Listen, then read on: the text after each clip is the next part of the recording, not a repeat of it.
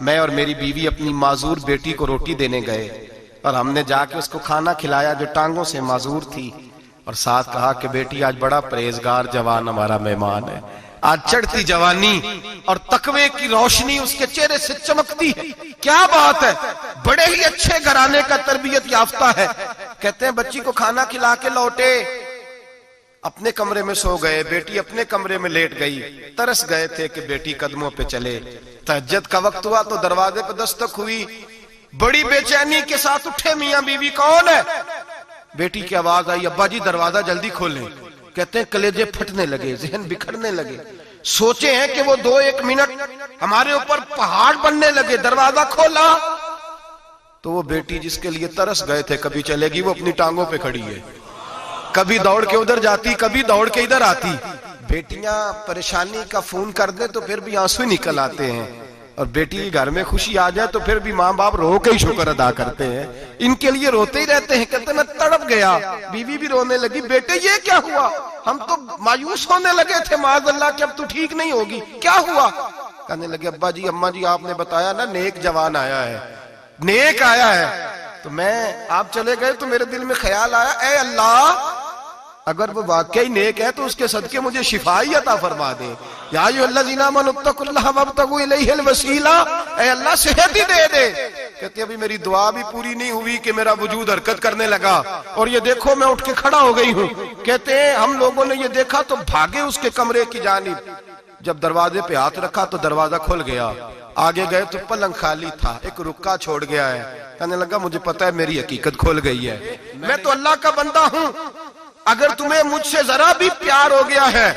تو پھر میرے پیچھے نہ بھاگنا، اللہ کی بارگاہ میں جھک جانا، پھر گناہوں سے توبہ کر لینا۔ کہا وہ تربیت یافتہ جوان آیا ہے اور مجھے بدل گیا ہے۔ میرے بھائی ماں باپ کی ذمہ داری اولاد کو نکھارنا ہے، ان کو سنوارنا ہے، روزی روٹی کی ذمہ تو اللہ تبارک و تعالی نے لیا ہوا ہے، جو ڈیوٹی اللہ کی تھی وہ معاذ اللہ ہم نے اپنے ذمہ لے لی ہے۔ اولاد کو رزق حلال کی تربیت کریں، انہیں حکم دیں کہ وہ ہاتھ نہ پھیلائیں، انہیں کہیں کہ وہ محنت کر کے کھائیں، لیکن اصل تو ان کا اخلاق سنوارنا ہے۔ بچے ہمارے ان کی پوزیشن اتنی خراب ہو جاتی ہے، ہم لاڈ پیار میں اتنا ضدی کر لیتے ہیں، جب جس بچے کا ماں باپ کے ساتھ گزارا نہیں، بتلائیے وہ بیوی کے ساتھ گزارا کرے گا؟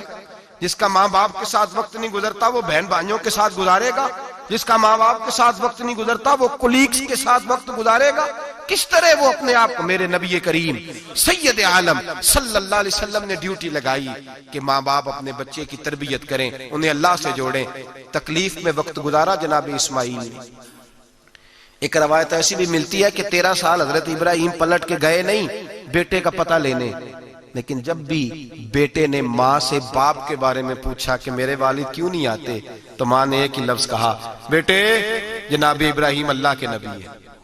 اور اللہ کے حکم سے ہمیں چھوڑ گئے ہیں۔ ایسی تربیت، ایسی ٹریننگ بچے کے ذہن کو بدل ڈالا، اسے اللہ والا بنا لیا۔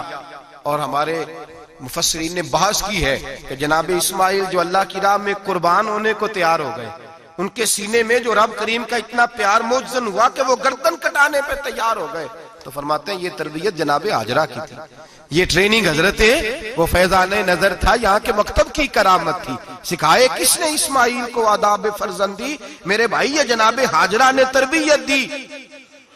ایک بہت بڑے محدث ہیں، اتنے بڑے محدث ہیں کہ میرے نبی کریم کی مسجد نبوی میں وہ حدیث کے استاد رہے، حضرت ربیعہ بن عبد الرحمن نبی پاک کی مسجد نبوی میں حدیث کے استاد ہوئے،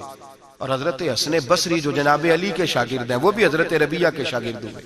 حضرت امام مالک جو 70 سال تک مدینہ اور مکہ میں حدیث پڑھاتے رہے وہ بھی حضرت ربیعہ کے شاگرد ہیں۔ ان کے والد کا نام تھا عبد الرحمن فروغ۔ تاریخ بغداد میں لکھا ہے کہ بنو امیہ کے دور میں تابعین کے زمانے میں جناب عبد الرحمن بن فروغ گھر سے چلے گئے۔ ایک روایت ہے بچہ چھوٹا تھا، ایک روایت ہے بچہ ابھی ماں کے پیٹ میں تھا، جہاد کرنے چلے گئے۔ اس دور میں یہ جہاد ہوتا تھا کہ ایک علاقہ فتح کیا تو مسلمان اگلے علاقے میں چلے گئے، اگلا فتح کیا تو اگلے علاقے، ایک کے بعد دوسرے لوگ پلٹ کے نہیں آتے تھے۔ حضرت عبد الرحمن گئے 30,000 دینار بیوی کو دے گئے، کہنے لگے سنبھال کے رکھنا، اور جہاد کرنے نکلے تو 27 سال تک گھر ہی نہیں آئی، اور 27 سال کے بعد آئے تو حضرت ربیعہ محدث بن چکے ہیں، مسجد نبوی میں حدیث کے استاد ہیں، بیٹا بہت بڑا شیخ بن گیا ہے۔ واپس آئے، ہاتھ میں نیزہ ہے، کالی داڑھی تھی ساری سفید ہو گئی، وجود بڑا تگڑا تھا، کمزوری آ گئی، آئے نیزہ پکڑا ہوا ہے، گھوڑے پہ بیٹھے ہیں، مدینہ منورہ میں گھر ہے، دروازے پہ دستک دی، حضرت ربیہ نے دروازہ کھولا، اندر داخل ہونے لگے تو کہنے لگے بابا تو کدھر گھستا آ رہا ہے؟ کدھر؟ اس نے کہا تو پیچھے ہٹ، تو میرے مکان پہ کب سے قبضہ کر کے بیٹھا ہے۔ بات تیز ہونے لگی، آواز تھوڑی بزرگوں کی بلند ہونے لگی تو اندر سے زوجہ نے سن لیا، وہ دروازے کی اوٹ سے دیکھنے لگی تو پہچان گئی، کہنے لگی ربیہ پیچھے ہٹ جا، یہ کوئی غیر نہیں ہے، تیرے والد گرامی ہے، یہ تیرے والد ہیں۔ اندر آئے، باپ بیٹا ملے، عصر کی نماز کا وقت ہو گیا، بڑا روئے، 27 سال کے بعد باپ لوٹا، 27 سال کے بعد بڑے روئے۔ نماز کا وقت ہوا تو حضرت ربیہ جلدی سے وضو کیا، مسجد نبوی شریف چلے گئے۔ جناب عبد الرحمن فروغ نے ابھی کھانا وانا کھانا تھا، کھانا کھانے بیٹھے تو حکم دیکھے شوہر کیا کرتا ہے، یہ نہیں پوچھا کہ 27 سال حال کیا رہا، پوچھنے لگے میں تجھے 30,000 دینار دے گیا تھا، وہ کدھر ہے؟ تو زوجہ کہنے لگی کھانا کھا لو، عصر کی نماز پڑھ کے آؤ، پھر بتاتی ہوں پیسے کہاں ہیں، آپ کی رقم بڑی اچھی جگہ پہ محفوظ ہے۔ کہتے ہیں میں نماز پڑھنے مسجد گیا، عصر کی نماز کے بعد میرے نبی پاک کے منبر پر ایک نوجوان بیٹھا ہے، گھر میں تو ان کا انداز ٹوپی پہننے کا تھا نا، سادے عام لباس میں، مسجد نبی میں جبہ پہنا ہے، سر پہ امامہ ہے، خوبصورت لب و لہجے میں رسول اللہ کے منبر پر بیٹھ کر، نبی پاک کے منبر پر بیٹھ کر، پتہ نہیں آپ کو اس بات کی لذت نصیب ہو رہی ہے کہ نہیں، عام جگہ نہیں، نبی پاک کے حضور کے منبر پر بیٹھ کر نبی پاک کی حدیثیں سنا رہے ہیں، اتنا بڑا مقدر۔ کہتے ہیں حضرت امام مالک جیسے لوگ، خواجہ حسن بصری جیسے لوگ کاغذ قلم لے کے حدیثوں کی سماعت کر رہے ہیں، ان سے درس لے رہے ہیں۔ جناب عبد الرحمن کہتے ہیں میری نظر اٹھی، کچھ بوڑھا ہو گیا تھا، کچھ اس وقت وہ ٹوپی میں سادے لباس میں تھے، پہچان نہ پایا۔ ایک شخص سے پوچھا یار ہے تو جوان پر اس کے چہرے کی نورانیت میرے دل کو بھا گئی ہے تو جوان پر اس کا حدیثیں بیان کرنے کا انداز میری طبیعت کو گھائل کر گیا، یہ کون ہے جو نبی پاک کی مسجد میں بیٹھ کے حدیثیں بیان کر رہا ہے؟ تو کہتے ہیں امام مالک کہنے لگے بابا جی چپ کر جاؤ، ہمارے استاد کے بارے میں اونچے لب و لہجے میں بات نہ کرنا، دیکھتے نہیں کتنے کتنے لوگ بیٹھے ہوئے خاموشی سے۔ تو میں نے کہا مجھے بھی تو بتا دو نا ہے کون؟ تو کہنے لگے کوئی عبد الرحمن فروغ نام کے بزرگ ہیں، یہ ان کے بیٹے ہیں، ربیہ نام ہے۔ کہتے ہیں جب لفظ کہے تو میرے آنسو چھلک کے باہر آئے اور میں حضور کی مسجد میں گر گیا اور رونے لگا کہ یہاں اور میرے رسول پاک سید عالم صلی اللہ علیہ وسلم کے منبر پر اور میرا بیٹا۔ کہتے ہیں میں تڑپ کے گھر گیا اور گھر جا کے میں نے اپنی بیوی کو جب دیکھا تو میرے آنسو نکل گئے، میری بیوی سمجھ گئی کہ یہ میرے محدث بیٹے کو دیکھ آیا ہے۔ کہتے ہیں بیوی رو کے کہنے لگی میں نے آپ کے 30,000 دینار آپ کے بیٹے کو مصطفیٰ کریم کی حدیث کا استاد بنانے میں خرچ کر دیے، میں نے وہ 30,000 دینار خرچ کر دیے، 30,000 دینار آپ کا بیٹا میں نے۔ تو کہتے ہیں میں اپنی بیوی کی طرف دیکھنے لگا، میں نے کہا قربان جاؤں، میں اگر اللہ کے دین کے رستے میں تھا تو نے میرے ساتھ نیکی کی ہے، میرا بیٹا بھی دین کے رستے پہ لگا دیا۔ میرے بھائی اللہ سے جوڑا ان لوگوں نے اپنی اولادوں کو، رب کریم والا بنایا ان لوگوں نے اپنی اولادوں کو۔ اور پھر جب ارشاد فرمایا کہ چھوٹی چھوٹی برائی، ایک لقمہ حرام سے بھی وہ لوگ بچے، اور پھر جو آیت نمبر 18 نے کہا کہ وَلَا تُصَغِّرْ خَدَّكَ لِلنَّاسِ، بیٹے منہ پھیر کے نہ جا، پھیر کے نہ جا، اگر آپ ناراض نہ ہوں تو ہم تربیت دیتے ہیں، کہتے ہیں اس بچے کے ساتھ نہ پھرا کر، یہ غریب ہے، اس کے ساتھ نہ پھرا کر، وَلَا تَمْشِ فِي الْأَرْضِ مَرَحًا، حضرت لقمان بیٹے سے کہتے ہیں منہ پھیر کے لوگوں سے بات نہ کر اور اکڑ کے نہ چل، اِنَّ اللَّهَ لَا يُحِبُّ كُلَّ مُخْتَالٍ فَخُورٍ، اللہ کو وہ پسند ہی نہیں جو اکڑ کے چلے اور اترائے۔ ابھی بھی رواج ہے، کہتے ہیں دوستی لگانا تو اپنے برابر کے دوستوں سے، ایسے نہ ہو ہمارا سٹیٹس ہی نہیں، ابھی بھی وہ فرق جو تو سید بھی ہو، مرزا بھی ہو، افغان بھی ہو، تم سبھی کچھ ہو، بتاؤ کہ مسلمان بھی ہو۔ عاجزی کا درس دیا اپنی اولاد کو، عاجزی کا، ان کو ادب سکھایا، ان کو انکساری سکھائی، لوگوں کے اندر مل بیٹھنے کا درس دیا۔ جو آدمی انکساری والا ہوتا ہے، عاجزی والا ہوتا ہے، یوں سمجھو اسے شہد لگا ہوا ہے، دنیا خود اس کے پیچھے بھاگ کے آتی ہے۔ جو سب کے ساتھ اس نے سلوک کرنے کا عادی ہوتا ہے، لوگ اس کے گرویدہ ہو جاتے ہیں۔ لیکن جس آدمی کو آپ اکڑنا سکھا دیں، جس بچے کو آپ کہیں بس تو ہے اور کوئی بھی نہیں، اس کی اپنی زندگی بھی اس کے لیے پریشانی والی ہو جاتی ہے۔ میرے نبی رحمت سید عالم صلی اللہ تعالی علیہ وآلہ وسلم نے ارشاد فرمایا، کسی باپ نے اپنے بیٹے کو جو سب سے اچھا تحفہ دیا ہے وہ یہ ہے کہ اس نے اپنے بچے کو اچھا ادب سکھا دیا ہے، اپنے بچے کو اچھا۔ حضرت لقمان کہتے ہیں بیٹے منہ پھیر پھیر کے باتیں نہ کرنا، زمین پہ اکڑ اکڑ کے نہ چلنا، اللہ کو اکڑنے والے لوگ پسند۔ ہارون رشید نے امام نسائی کی ڈیوٹی لگائی کہ میرے بیٹے کو حدیث پڑھائیں گارا آ کے، تو امام نسائی کہنے لگے یہ نبی پاک کا دین ہے، یہ میں اس کو رسوا نہیں کر سکتا، جس نے پڑھنا ہے میرے پاس آ کے پڑھے،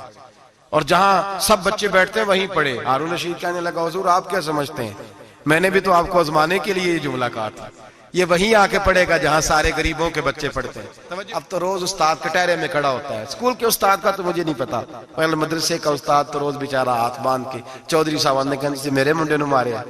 تو 8,000 کا مولوی ہے، اور میرا بیٹا تو 8,000 کے روز گول گپے کھا جاتا ہے، میرے بیٹے کو تو نے مارا ہے، تجھے اپنی حیثیت کا پتہ ہے؟ روز استاد کٹہرے میں کھڑا ہوتا ہے، بچے فری میں مفت میں حافظ جی مفت میں حفظ کراتے ہیں، خدا جانے محترم کتنی مشکل سے ادارہ چلاتا ہے، اور بچے کے ماں باپ آ کہتے ہیں بلاؤ مولوی صاحب کو، اس کی طاقت کیسے ہوئی میرے بچے کو مارا ہے، وہ مولوی وہ جو کل دانے لینے آیا تھا وہ آج میرے بچے کو مارے گا، یہ رویہ ہے ہمارا۔ ہارون رشید بادشاہ نے اپنے بیٹے کو امام نسائی کے پاس پڑھنے بٹھایا، ایک دن حضرت کہاں لوگ کہتے بس بس بیٹا ٹھیک ہے سیدھا سیدھا تو دین سیکھ کے آیا، ایسے کسی درویش کا مرید ہونا اور کسی عالم کی نوکری کرنا، اب تو بالکل ٹھیک ہے، پیر اساں بھی رکھے نے، یہ کہ تیرا طریقہ ہے، تو پیچھے لگ گیا ہے، یہ کس طرح کا تیرا رویہ ہے؟ ہارون رشید بادشاہ، ہارون رشید وقت کا مطلق العنان بادشاہ، امام نسائی ان کے بیٹے کے استاد ہیں، امام نسائی رحمت اللہ علیہ کے پاس بیٹا پڑھتا ہے، ہارون رشید گزر رہا تھا تو بیٹا وضو کرا رہا ہے، شہزادہ وضو کرا رہا ہے استاد جی کو،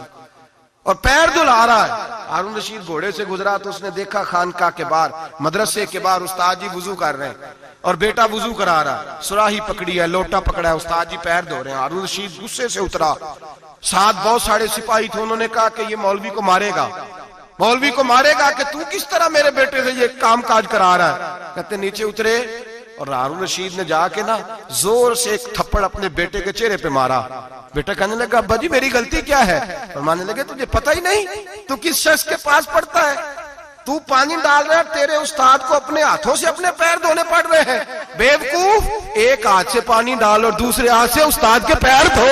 تجھے پتہ ہی نہیں کہ یہ شخص جب نبی پاک کی حدیثیں بیان کرتا ہے تو کئیوں کو مصطفیٰ کا دیدار نصیب ہو جاتا ہے۔ یہ پتہ نہیں تو کس محدث کا شاگرد ہے، ایک ہاتھ سے پیر پہ پانی ڈال دوسرے ہاتھ سے دھو، اس لیے کہ باندھ علموں جو کرے فقیری وہ کافر مرے دیوانہ ہو۔ اگر تو نے دنیا میں کامیاب ہونا ہے تو اس سے فیض علم حاصل کر، بیٹے یاد رکھ اگر تو اس کی بارگاہ میں حاضری دے گا تو تو آگے بڑھے گا۔ حضرت عمر بن عبدالعزیز کتنا بڑا شخص ہے،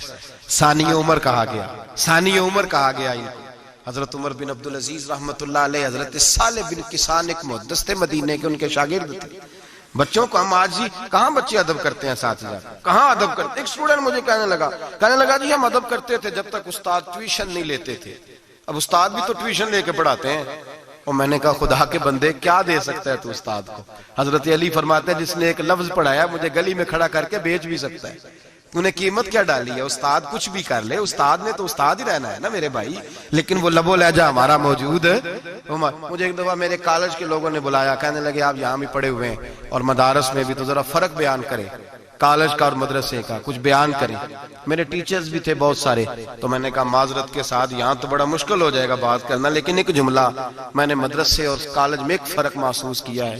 ہمارا مدرسے کا طالب علم آج بھی ہمارے جوتے اٹھا کے آگے رکھتا ہے، وہ آج بھی استاد کی موٹر سائیکل کو ٹاکی مارتا ہے، آج بھی صاف کرتا ہے۔ ہمارا مدرسے کا طالب علم آج بھی استاد کو پشت نہیں کرتا، لیکن کالج کا طالب علم پوچھتا ہے اسلامی تعالیٰ آیا ہے، انگریزی والا آیا ہے، میں نے کہا اس کے تو لب و لہجے میں ادب نہیں ہے۔ اس لیے میں نے دونوں جگہ وقت گزارا تو میں سمجھا ہوں بڑے حالات خراب ہیں مدرسوں میں بھی، اب وہ کیفیت نہیں رہی جو بزرگوں کی تھی، لیکن پھر بھی اگر ادب ہے تو مدارس میں ابھی بھی ہے، ابھی بھی خانقاہوں میں ادب ہے، یہاں ابھی بھی خیر کی توقع موجود، وہاں سے تو رخصت ہو گیا، وہاں تو معاملہ اور طرح کا ہو گیا، الا ماشاء اللہ۔